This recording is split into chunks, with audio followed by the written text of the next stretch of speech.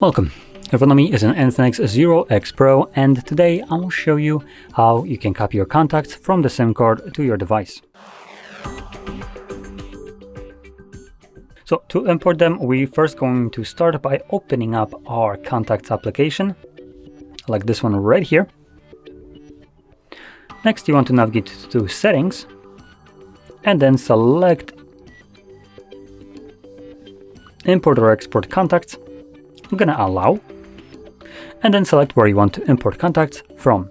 For me, that will be my SIM card, so that's what I'm gonna select. Now, your SIM card, you can look at the way it looks like. It just looks like a SIM right here, and it also tells you the tray that it's located in. For me, that is tray number 1. The play refers to the service provider.